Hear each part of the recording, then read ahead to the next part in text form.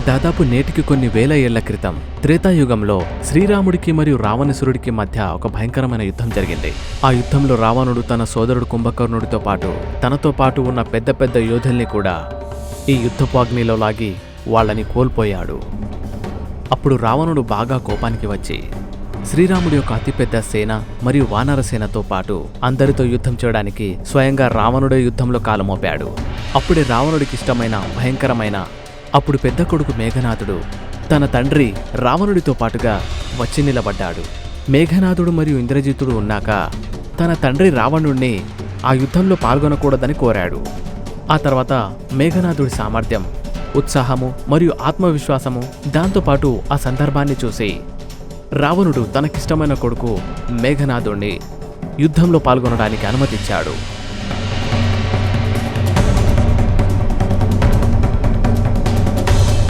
నిజానికి మేఘనాథుడు శక్తివంతుడు మరియు తెలివైన యోధుడు కావడంతో పాటు అతను నీటి యుద్ధం చేయడంలో ప్రావీణ్యుడు. అతను మేఘాలలో దాక్కుని యుద్ధం చేయడంలో ప్రావీణ్యుడు. దాంతోపాటు మేఘనాథుడికి బ్రహ్మాస్త్రంతో పాటు అనేక రకాల ఆయుధాలు కూడా అతని దగ్గరున్నాయి మరియు వాటిని బాగా వాడగలడు కూడా. అందుకే అతను యుద్ధంలో ఇంద్రుని ఓడించి ఇంద్రజిత్తుడుగా పేరుగాంచాడు. ఆ తర్వాత విభీషణుడి గూఢాచారాల ద్వారా వానరరాజు సుగ్రీవుడికి ఈసారి యుద్ధంలో మేఘనాథుడు పాల్గొంటున్నాడని తెలిసింది. ఆ తర్వాత విభీషణుడు మేఘనాథుడు లంక మొత్తంలో శక్తివంతుడని, అత్యంత వినాశకారి యోధుడు అని చెప్పాడు. వానరరాజు సుగ్రీవుణ్ణి తన వానరసేనని మరింత పటిష్టం చేశాడు. దాంతోపాటుగా సిద్ధంగా ఉండమని చెప్పాడు. కొంత సమయం తర్వాత మేఘనాథుడు తన పెద్ద సైన్యాన్ని తీసుకొని యుద్ధానికి చేరుకున్నాడు మరియు తన పెద్ద సైన్యంతో వానరసేనపై విరుచుకుపడ్డాడు. ఆ తర్వాత అసురసేన మరియు వానరసేన మధ్య ఒక భీకర యుద్ధం మొదలైంది. అసురసేన మరియు వానరసేన మధ్య జరిగే ఈ సమపాటి యుద్ధాన్ని చూసి మేఘనాథుడికి చాలా కోపం వచ్చింది. తర్వాత తన మాయ చూపించడం మొదలుపెట్టాడు. అతను ఆకాశంలోకి వెళ్లి మేఘాల మధ్యకు వెళ్లి అదృశ్యమైపోయాడు. తర్వాత ఒక్కసారిగా మొత్తం వానరసేన పైన తన శక్తివంతమైన బాణాలతో బాణాల వర్షం కురిపించడం మొదలుపెట్టాడు.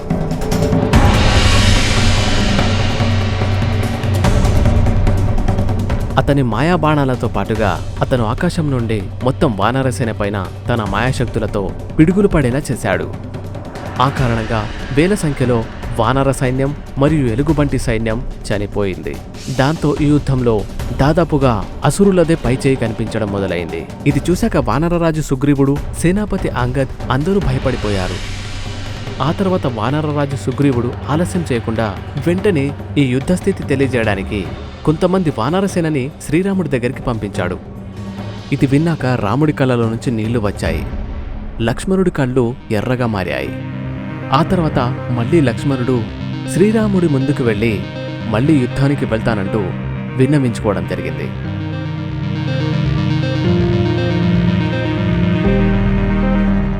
కానీ లక్ష్మణుడు ఎన్నిసార్లు అడిగినప్పటికీ రాముడు మాత్రం ఆ యుద్ధానికి వెళ్లడానికి వీల్లేదని చెప్పేశాడు. ఎందుకంటే యుద్ధం మొదలవడానికంటే ముందే మేఘనాథుడి యొక్క మృత్యు రహస్యం విభీషణుడి ద్వారా తెలిసింది. నిజానికి మేఘనాథుడు బ్రహ్మదేవుడి తపస్సు పూర్తి చేయగానే అతను బ్రహ్మదేవుడికి అమృతం కావాలని కోరాడు. బ్రహ్మదేవుడి వరాన్ని ఇది ప్రకృతికి విరుద్ధమని చెప్పాడు. దానికి బదులుగా మేఘనాథుడికి మరణం అంత సాధారణంగా సంభవించదని దీవించాడు. దీని ప్రకారం ఎవరైతే 14 ఏళ్లుగా నిద్ర లేకుండా ఉంటారో వారి చేత మాత్రమే మేఘనాథుడికి మరణం సంభవిస్తుంది అని. దీని ప్రకారం మొత్తం సృష్టిలో ఒక లక్ష్మణుడు మాత్రమే గత 14 ఏళ్లుగా నిద్ర లేకుండా వనవాసం గడిపాడు. ఇక ఈ విషయాన్ని అర్థం చేసుకొని మొదటిసారిగా శ్రీరాముడు లక్ష్మణుణ్ణి యుద్ధానికి వెళ్లడానికి అనుమతించాడు. ఎందుకంటే ఈసారి యుద్ధంలో మేఘనాథుడు అంటే ఇంద్రజిత్తుడు యుద్ధానికి సిద్ధంగా ఉన్నాడు. ఇక ఇక్కడ యుద్ధంలో మేఘనాథుడు వానరసేన పైన పిడుగుపాటు లాంటి తన శక్తిని ప్రయోగిస్తూ ఉన్నాడు. అప్పుడే అనుకోకుండా లక్ష్మణుడు అతని ముందుకు వచ్చి నిలబడతాడు మరియు మేఘనాథుడికి యుద్ధానికి సవాలు విసురుతాడు. తర్వాత మేఘనాథుడు లక్ష్మణుణ్ణి అవమానపరుస్తూ యుద్ధానికి శ్రీరాముణ్ణి తీసుకురమ్మని సవాలు విసురుతూ ఉంటాడు. తర్వాత లక్ష్మణుడు ఈ యుద్ధానికి నేనొక్కడే సరిపోతానని చెప్తాడు. అలా చెప్తూ మేఘనాథుడిపై దాడి మొదలుపెట్టాడు. ఆ దాడిని మేఘనాథుడు మధ్యలోనే ఆపేశాడు. తర్వాత మేఘనాథుడు కూడా లక్ష్మణుడిపై బాణాలతో యుద్ధం చేయడం మొదలుపెట్టాడు. చాలాసేపటి వరకు ఇద్దరు మహాయోధులు ఇదే విధంగా వారి దగ్గరున్న అన్ని రకాల భారాన్ని వాడుతున్నారు. కాని కొంత సమయం తర్వాత మేఘనాథుడికి యుద్ధం భారంగా మారింది. ఆ తర్వాత మేఘనాథుడు మేఘాల్ని ఉపయోగించి యుద్ధం చేయడమే మంచిదనుకున్నాడు. ఆ తర్వాత వెంటనే అతను మేఘాల్లోకెళ్లి దాక్కున్నాడు మరియు ఆ మేఘాల మధ్యలో నుండి లక్ష్మణుడిపై బాణాల వర్షాన్ని కురిపిస్తున్నాడు. కానీ లక్ష్మణుడు దీంతో దిగులు చెందకుండా మేఘనుడి ప్రతి దాడికి తనదైన శైలిలో సమాధానం చెప్పాడు. ఆ తర్వాత మేఘనాథుడు తన మాయతో లక్ష్మణుడి ధ్యాస కేవలం బాణాలపైనే ఉండేటట్టు చేశాడు.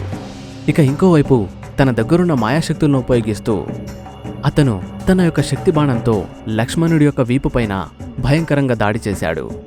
దాంతో లక్ష్మణుడు మూర్ఛిల్లిపోయి నేలపై పడిపోయాడు.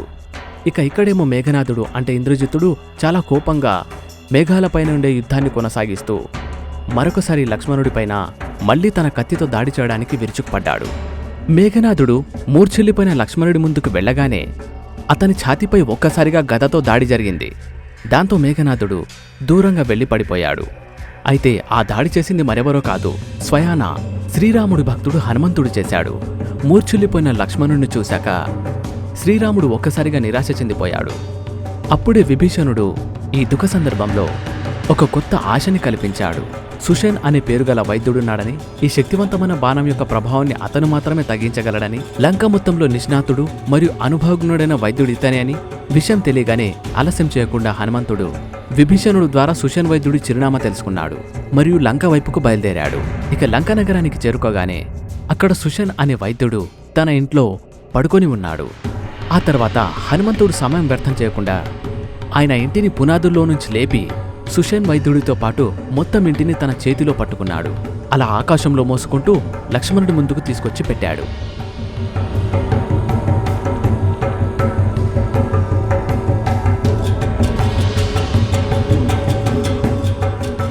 ఇక ఇంకోవైపు లంకలో ఆనందాలు వెల్లివిరుస్తున్నాయి. అక్కడ రావణుడు మరియు మేఘనాథుడితో పాటు మొత్తం లంక సంతోషంలో మునిగి తేలుతోంది. ఎందుకంటే అతను తన శక్తి బాణం యొక్క ప్రభావం వల్ల లక్ష్మణుడు బ్రతకడం కష్టమని అనుకున్నాడు. దాంతో లక్ష్మణుడు మరణించాక శ్రీరాముడు హనుమంతుడితో పాటు మొత్తం వానరసేన కూడా ఆత్మవిశ్వాసం కోల్పోతుంది. దాంతో లంక నుంచి వెనుదిరిగిపోతుంది అనుకున్నాడు. ఇక ఇక్కడ జరిగే అలజడి కారణంగా సుషేన్ వైద్యుడికి నిద్రలో నుండి మెలకు వస్తుంది. చూసేసరికి అతని ఇల్లు లంకలో లేకపోయేసరికి భయపడిపోయాడు. ఆ తర్వాత విభీషణుడు అతని ముందుకొచ్చి జరిగిన విషయమంతా చెప్తాడు. ఆ తర్వాత సుషేన్ వైద్యుడు లక్ష్మణుడి పైన ప్రయోగించిన శక్తిబాణం యొక్క ప్రభావాన్ని తగ్గించడానికి ఒకే ఒక మార్గం ఉందని చెప్పాడు. దానికోసం అతను ఏం చెప్పాడంటే, వెంటనే ఉత్తరం వైపుకు ఉన్న ద్రోణగిరి పర్వతంపైకెళ్ళి సంజీవని మొక్క తీసుకురమ్మని చెప్పాడు. ఎందుకంటే ఆ సంజీవని మొక్క మాత్రమే ఆ శక్తిబాణం యొక్క ప్రభావాన్ని తగ్గించి లక్ష్మణుడి శరీరాన్ని ఎప్పటిలాగే ఆరోగ్యవంతంగా చేయగల శక్తి అందులో మాత్రమే ఉంది. ఆ తర్వాత హనుమంతుడు ముందుకొచ్చి సుషేన్ వైద్యుడికి ఆ సంజీవనిని ఎలా గుర్తుపట్టాలి అని అడిగాడు. ఆ తర్వాత సుషేన్ వైద్యుడు ఆ మొక్క యొక్క రంగు రూపం గురించి మరియు దాని పునరుజ్జీవనం గురించి చెప్పాడు. ఆ తర్వాత హనుమంతుడు ఒక్క క్షణం కూడా ఆలస్యం చేయకుండా ఒక్కసారిగా గాల్లోకి ఎగిరి చాలా వేగంగా ఎగిరి ఉత్తర దిశ వైపు ప్రయాణం కొనసాగించాడు. ఇక్కడ లంకలో రావణుడి యొక్క గూఢాచారి రావణుడికి సుషేన్ యొక్క వైద్యం గురించి, సంజీవని మొక్క మరియు హనుమంతుడి గురించి మొత్తం విషయాలు చెప్పాడు. అది విన్నాక రావణుడికి చాలా కోపం వచ్చింది. వెంటనే లంక నుంచి అదృశ్యమైపోయి అతను వెంటనే పాతాళ లోకంలో ఉన్న అతని మామ కొడుకైన కాళిని దగ్గరికి వెళ్ళాడు. కాళిని కూడా మారీచ్ యొక్క పుత్రుడు.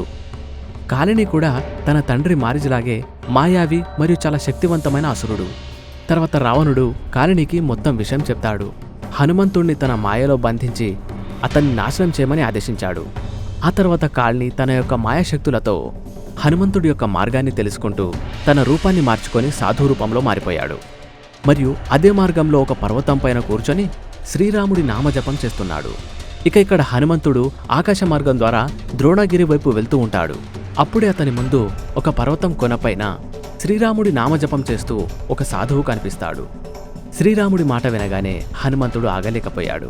వెంటనే ఆ పర్వత కొనపై దిగి శ్రీరాముడి ధ్యానంలో కూర్చున్న సాధువుని ప్రణామాలు అనుకుంటూ పలకరించాడు. సాధువు తన కళ్ళు తెరిచాక హనుమంతుడికి ఒక శుభవార్త వినిపిస్తాడు. నిజానికి ఆ సాధువు ప్రస్తుతం లక్ష్మణుడు పూర్తి ఆరోగ్యంతో ఉన్నాడని చెప్పాడు. దాంతోపాటు ఇదంతా శ్రీరాముడు తనకు పెట్టే పరీక్ష అని చెప్పాడు. కాబట్టి పరీక్షలో హనుమంతుడు గెలిచాడు అని చెప్పాడు. తర్వాత హనుమంతుడు ఆశ్చర్యపోయాడు మరియు ఇదంతా శ్రీరాముడి లీల అనుకొని చాలా సంతోషపడిపోతూ ఉన్నాడు. నిజానికి ఇంత బాగా అబద్ధం చెప్పే ఈ సాధువు మరెవరో కాదు, అతను స్వయాన మాలిని ఉన్నాడు. ఆ తర్వాత సాధువు రూపం తీసుకున్న కాళిని హనుమంతుడిని కొంచెం ఫలహారము మరియు విశ్రాంతి తీసుకొని తిరిగి లంకకు వెళ్ళిపోమని సలహా ఇస్తూ నీటితో నిండి ఉన్న ఒక కుండను ఇచ్చాడు. దాంతో హనుమంతుడు ఈ నీళ్లు సరిపోవని ఇంకా ఎక్కువ మొత్తంలో నీళ్లు ఇవ్వమని అడుగుతాడు. స్నానానికి కూడా సరిపోయేలా అడుగుతాడు. ఆ తర్వాత ఆ సాధువు హనుమంతుడిని పర్వతం కింద ఉన్న ఒక నదిలోకి వెళ్ళమని సలహా ఇస్తాడు. ఆ తర్వాత హనుమంతుడు ఆ నది వైపుకు వెళ్ళిపోతాడు. నిజానికి కాలిని ఇచ్చిన ఆ కుండలో నీటికి బదులుగా ఒక భయంకరమైన విషం ఉంది. కాని ఆ విషాన్ని హనుమంతుడికి తాగించడంలో విఫలమయ్యాడు. కాని కాలిని హనుమంతుడిని పర్వతం కింద ఉన్న ఆ నదిలోకి పంపిస్తూ తన యొక్క రెండో ఉపాయాన్ని ఉపయోగించాడు. నిజానికి ఆ నదిలో ఒక పెద్ద మొసళ్ల సమూహం ఉండేది. ఆ మొసళ్ళ నుండి ఇప్పటి వరకు ఎవరూ తప్పించుకోలేకపోయారు. ఇక అప్పుడే హనుమంతుడు స్నానం చేస్తూ ఉండగా అనుకోకుండా ఆ పెద్ద మొసలి హనుమంతుడి పైన దాడి చేస్తుంది. కానీ హనుమంతుడు ఆ మొసలిని అక్కడే ఓడించేశాడు. హనుమంతుడి ఒక్క దెబ్బతో ఆ మొసలిలో సగం బలం చచ్చిపోయింది. తర్వాత ఆ మొసలి ఒక అప్సరస రూపంలో మారిపోయింది.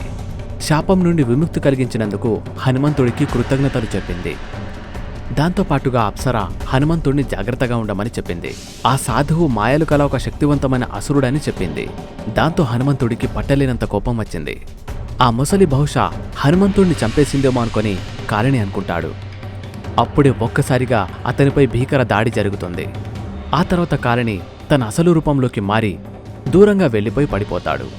ఆ తర్వాత హనుమంతుడు బాగా కోపానికొచ్చి తన గద తీసుకొని అతనుకున్న బలంతో కాళినిని అక్కడే చంపేస్తాడు.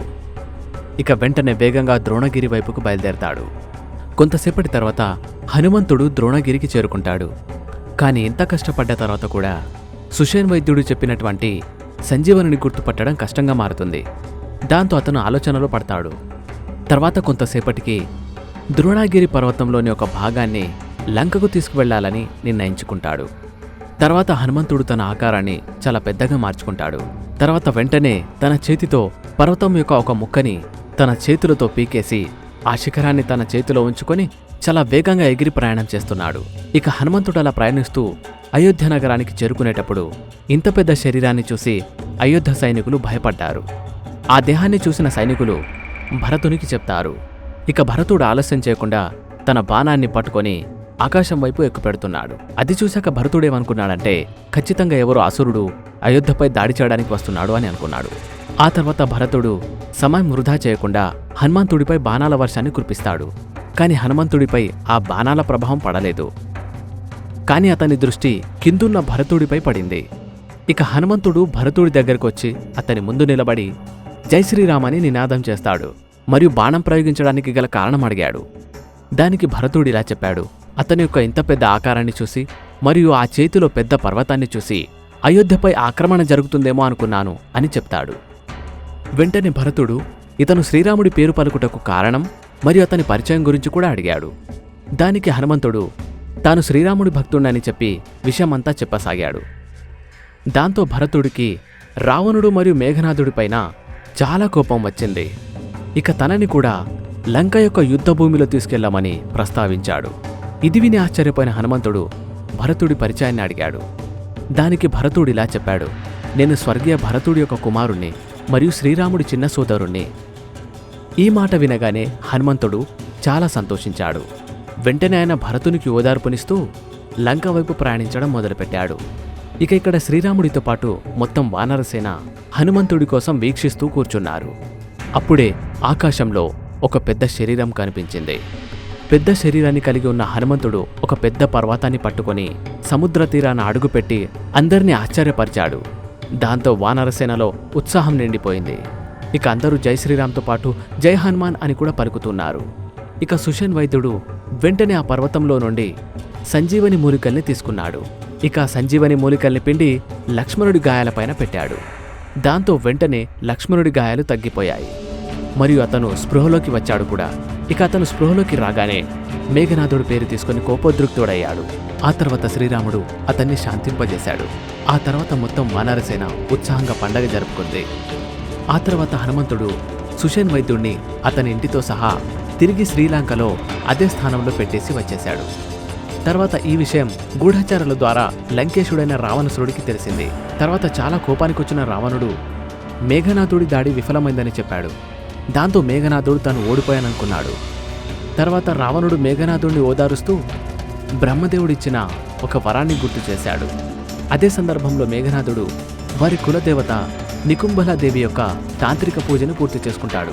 అప్పుడు అతనికి ఎలాంటి దివ్యమైన రథం లభిస్తుందంటే దానిపైన కూర్చొని యుద్ధం చేస్తే అతన్ని ఎవరూ ఓడించలేరు. కాబట్టి అతను సమయం వృధా చేయకుండా మేఘనాథుడు నికుంభలాదేవి యొక్క తాంత్రిక విద్యను మొదలుపెట్టాడు. అయితే ఈ విషయము రహస్యంగా విభీషణుడికి తెలుస్తుంది. ఇక ఈ విషయాన్ని విభీషణుడు శ్రీరాముడికి చెప్తాడు. ఆ తర్వాత శ్రీరాముడు లక్ష్మణుణ్ణి వెంటనే మేఘనాథుడి యొక్క ఈ యజ్ఞాన్ని భంగం చేయాలని ఆదేశిస్తాడు. ఇక ఇక్కడ మేఘనాథుడు గట్టి భద్రత మధ్య వారి కులదేవత నికుంభలాదేవి యొక్క యజ్ఞాన్ని చేస్తూ ఉంటాడు. అప్పుడే అక్కడ ఒక్కసారిగా లక్ష్మణుడు విభీషణుడితో కలిసి మరియు వానరసేన ఆ భద్రతని ధ్వంసం చేసి మేఘనాథుడి ముందుకొస్తారు. ఇక లక్ష్మణుడు యజ్ఞంలో లీనమైన మేఘనాథుడిని ఇష్టమొచ్చినట్టుగా తిడుతూ ఉంటాడు. ఈ మాటలు విన్నాక తట్టుకోలేని కోపంతో మేఘనాథుడు అతన్ని యజ్ఞాన్ని అతనే భంగపరుచుకుంటాడు. ఆ తర్వాత లక్ష్మణుడు మేఘనాథుడిని రేపు ఉదయం యుద్ధభూమిలో కలుద్దామని చెప్పి అక్కడి నుంచి వెళ్ళిపోతాడు. ఇక ఇక్కడ లంకలో మేఘనాథుడు యుద్ధానికి సిద్ధమవుతూ ఉంటాడు. అప్పుడే రావణుడు ఈ యజ్ఞం విఫలమైన కారణంగా అతన్ని యుద్ధం చేయడానికి నిరాకరిస్తాడు. కాని మేఘనాథుడు తన పుత్ర కర్తవ్యంగా భావించి లంక యొక్క గౌరవం మరియు అతని ఆత్మగౌరవానికి సంబంధించిన విషయంగా భావించి యుద్ధానికి బయలుదేరతాడు. తర్వాత యుద్ధ భేరి మోగుతోంది. తర్వాత లక్ష్మణుడు మరియు మేఘనాథుడి యొక్క సేన మధ్య యుద్ధం జరుగుతుంది. దీంతో ఒకరి తర్వాత ఒకరు యుద్ధంలో పాల్గొనడం వల్ల యుద్ధం ఉగ్రరూపం దాల్చుకుంటుంది. వానరసేన మరియు అసురసేన ఒకరిపై ఒకరు విరుచుకుపడతారు. ఇక్కడేమో లక్ష్మణుడు మరియు మేఘనాథుడు ఒకరిపై ఒకరు బాణాన్ని ప్రయోగిస్తూ ఉంటారు. మరియు ఇంకోవైపు హనుమంతుడు మరియు అంగద్ చాలా వేగంగా అసురసేనని నాశనం చేస్తూ ఉంటారు. శత్రువులు లక్ష్మణుడిపై పశుపతాశ్రు బాణాన్ని ఉపయోగించారు. దాన్ని చూశాక లక్ష్మణుడు చేతులు కట్టుకొని నిలబడ్డాడు. దాని ఫలితంగా పశుపతాశ్రు బాణాలు వెనుదిరిగిపోయాయి. అది చూశాక మేఘనాథుడు ఆశ్చర్యపోయాడు. తర్వాత అతను రెండవ ఆయుధమైనటువంటి నారాయణాస్త్రాన్ని కూడా లక్ష్మణుడిపై ప్రయోగించాడు. దాన్ని చూశాక లక్ష్మణుడు మళ్లీ చేతులు కట్టుకొని నిలబడ్డాడు. దాని ఫలితంగా నారాయణ ఆయుధం కూడా లక్ష్మణుడిని ఏం చేయకుండా వెనుదిరిగిపోయింది. నిజానికి లక్ష్మణుడు శేషనాగుని యొక్క అవతారము. ఆ కారణంగానే పశుపతాశ్రము నారాయణాస్త్రము లక్ష్మణుడికి ఎలాంటి హాని కలిగించకుండా వెనుదిరిగిపోయాయి. ఇది చూశాక మేఘనాథుడికి అర్థమైంది అది లక్ష్మణుడైనా శ్రీరాముడైనా వీళ్ళిద్దరి దగ్గర కూడా ఏవో దైవిక శక్తులున్నాయని అర్థమైంది. ఆ తర్వాత మేఘనాథుడు యుద్ధభూమి నుండి అదృశ్యమైపోయి సరాసరి రావణుని ముందు ప్రత్యక్షమవుతాడు. ఆ తర్వాత మేఘనాథుడు తన తండ్రి రావణుడికి జరిగిన విషయమంతా చెప్తాడు. దానికి రావణుడు మేఘనాథుడు అలసిపోయాడని విశ్రాంతి తీసుకోమని సలహా ఇచ్చాడు. తర్వాత మేఘనాథుడు బాగా కోపానికి వచ్చి తిరిగి మళ్లీ యుద్ధభూమికి వస్తాడు. కానీ అతను యుద్ధానికి వెళ్లి చూసేసరికంటే అతను ఒక్కసారిగా ఆశ్చర్యపోయాడు. నిజానికి అతని అసురసేన మొత్తం యుద్ధంలో హనుమంతుడు అంగదుడు వానరసేనతో యుద్ధం చేసి మరణించారు. అది చూశాక మేఘనాథుడికి బాగా కోపం వస్తుంది. తర్వాత అతను మేఘాల వైపుకు వెళ్ళాడు. మళ్లీ మేఘాల వెనక దాక్కొని మొత్తం వానరసేన పైన బాణాల వర్షం కురిపించాడు. దాంతో చాలా మంది వానరసేన వారి ప్రాణాల్ని కోల్పోవడం జరిగింది. ఇది చూశాక లక్ష్మణుడు మేఘనాథుడిపై బాణాల వర్షం కురిపించాడు. కానీ మేఘనాథుడు మేఘాల్లో దాక్కుని దాడి చేయడం వలన లక్ష్మణుడి బాణాలు మేఘనుడికి తాగలేకపోయాయి. ఇక ఇక్కడ మేఘనాథుడు వానరసేనని నాశనం చేయడంతో పాటుగా లక్ష్మణుడిపై బాణాల వర్షం కురిపిస్తూ ఉన్నాడు. దాంతో లక్ష్మణుడికి కూడా కష్టంగా మారింది. మరియు ఆ సంక్లిష్ట పరిస్థితుల్లో హనుమంతుడు లక్ష్మణుడి ముందు వచ్చి కూర్చున్నాడు మరియు లక్ష్మణుడిని తన భుజాలపై కూర్చోమని విన్నవించాడు. ఆ తర్వాత లక్ష్మణుడు హనుమంతుడు చెప్పింది అర్థం చేసుకుని అతని వీపుపై కూర్చుంటాడు. తర్వాత హనుమంతుడు లక్ష్మణుడిని తీసుకుని సరిగ్గా మేఘాల మధ్యలోకి తీసుకెళ్తాడు. ఇక అక్కడ మేఘనాథుడు లక్ష్మణుడికి స్పష్టంగా కనిపిస్తున్నాడు. అప్పుడు లక్ష్మణుడు సమయం వృధా చేయకుండా తన యొక్క దివ్య ఆయుధాన్ని ఉపయోగించి సరిగ్గా మేఘనాథుడిపై గురిపెడతాడు. దాంతో మేఘనాథుడి యొక్క చెయ్యి తెగిపోయి లంకలోకెళ్ళి పడిపోతుంది. తర్వాత లక్ష్మణుడు ఇంకో బాణాన్ని ఉపయోగించి మేఘనాథుడి తలా ముండెం వేరు చేస్తాడు. ఆ తల వెళ్లి యుద్ధభూమిలో పడిపోతుంది. ఇక ఇది చూసి దేవతలందరూ లక్ష్మణుడు మరియు హనుమంతుడిపై వారి ఆశీర్వాదాన్ని కురిపిస్తారు. దాంతో శ్రీరాముడు హనుమంతుడిని సంక్షోభాన్ని నివారించేవాడు కాబట్టి సంక్షోభ నివారిణి అని పిలుస్తాడు.